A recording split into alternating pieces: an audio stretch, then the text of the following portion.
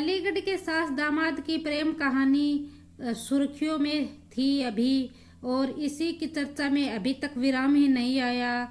तब तक गोड़ा के एक खास सास दामाद की प्रेम कहानी का और चर्चा का विषय बन गया है।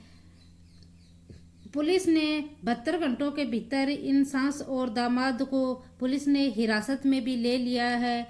और वही अलीगढ़ के सास और दामाद की कहानी अभी तक कुछ खास चर्चा में सुर्खियों में थी, और वही अब गोड़ा में सास दामाद की प्रेम कहानी का नया मोड़ आया है।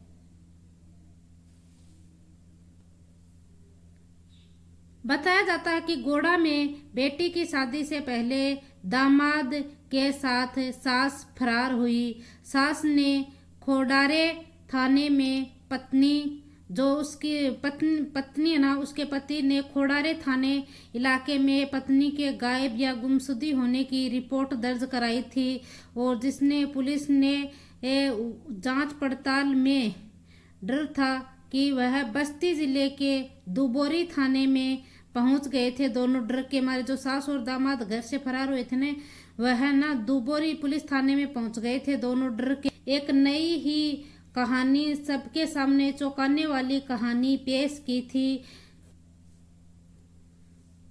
और जो सास है उसका नाम उषा देवी है, और दामाद का नाम राम स्वरूप है।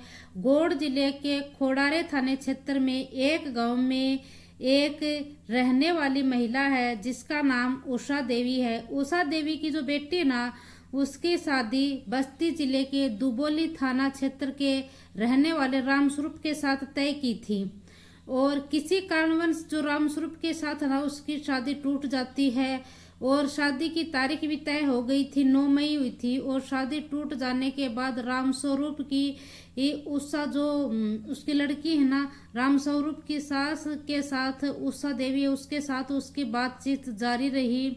और इसी बीच 25 अप्रैल को उषा देवी बिना बताए तकरीबन सुबह 7 बजे घर से निकल जाती है और रामस्वरूप के साथ चली जाती है, और पूरे दिन घर पर वापस नहीं आने पर उषा देवी का जो पति है वह पुलिस में जाकर रिपोर्ट दर्ज करवाता है कि साहब, मेरी पत्नी सुबह से गायब है और वह अभी तक घर नहीं आई है, और उसकी दिमाग की हालत भी थोड़ी सी ठीक नहीं है। वह दिमाग से थोड़ी सी परेशानी सी रहती है, और वह दिमाग से थोड़ी सी मेंटल की तरह है। पुलिस ने महिला की तलाश तेजी से खोज जारी की, तो फिर जो दामाद और सास फरार हुए थे वह डर के मारे घबराते हुए दुबोली थाने, दोनों बस्ती के दुबोली थाने में पहुंच गए थे। और जहां पर बस्ती पुलिस ने गोड़ा पुलिस को सूचना दी, और इसके बाद उषा देवी के साथ रामस्वरूप को दोनों से पूछताछ की, तो उषा देवी ने बताया कि साहब, मेरे दिमाग की हालत कुछ ठीक नहीं है। उषा देवी के पति कृष्ण ने कहा कि हमारी पत्नी के दिमाग की हालत ठीक नहीं है।